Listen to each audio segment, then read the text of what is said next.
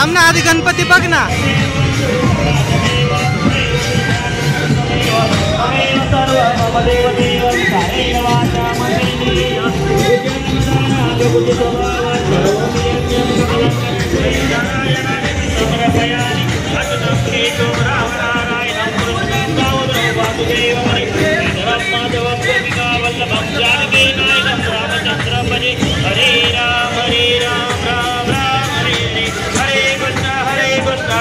कृष्ण हरे हरे हरे राम राम राम हरे हरे हरे कृष्ण कृष्ण कृष्ण हरे हरे हरे राम राम.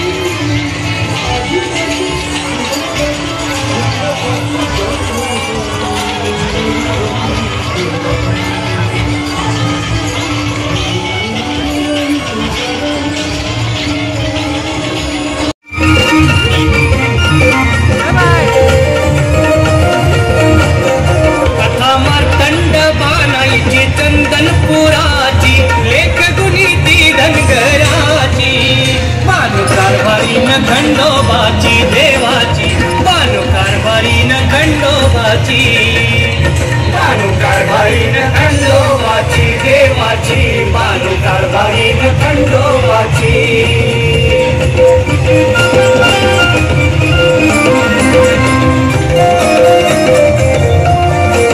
बानूच्या रूपाला फुलला देव चंदनपुरास गेला रूप म्हाताऱ्या धनगराचं चंद्रपानाईचा झाला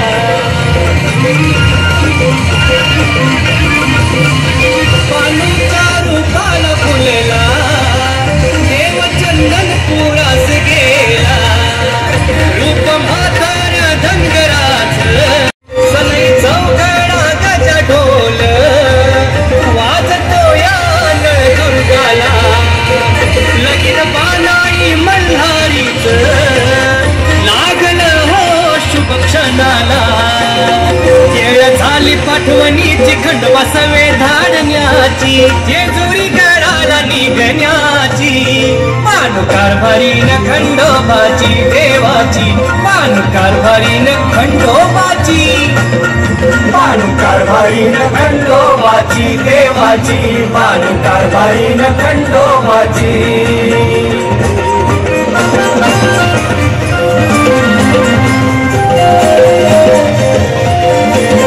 संगती घेऊन बाणाईला गणजे जुरीला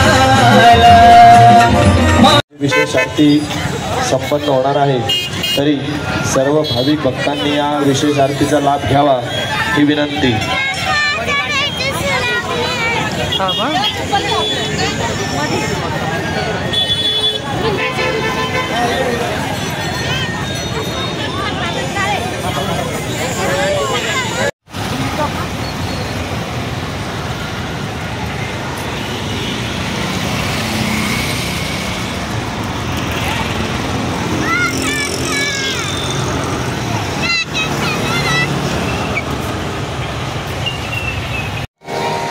सतीचा पार्वतीच्या रूपात पुनर्जन्म झाला आहे। पार्वती सध्या हिमालयात शिवाची सेवा करत आहे। तारकासुराला मारण्यासाठी शिव आणि पार्वतीचा विवाह संपन्न झालाच पाहिजे, मगच त्यांचा पुत्र त्याला मारू शकेल, हाच एकमेव मार्ग आहे।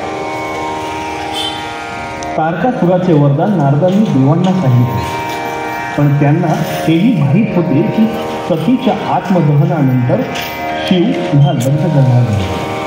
तेव्हा देवांनी शिव आणि पार्वती यांच्यात विवाह घडवून आणण्याचा प्रयत्न करण्याचा निर्णय घेतला। दरम्यान भगवान शिव हे सतीच्या मृत्यूनंतर तपश्चर्या करण्यासाठी काही निवडक गणांना घेऊन गंगावतरणाला गेले होते। तेथे हिमावत आणि त्याची कन्या पार्वती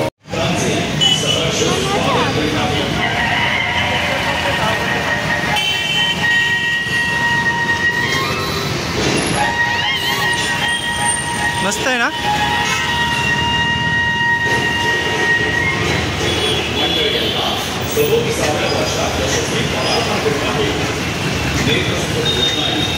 सर्व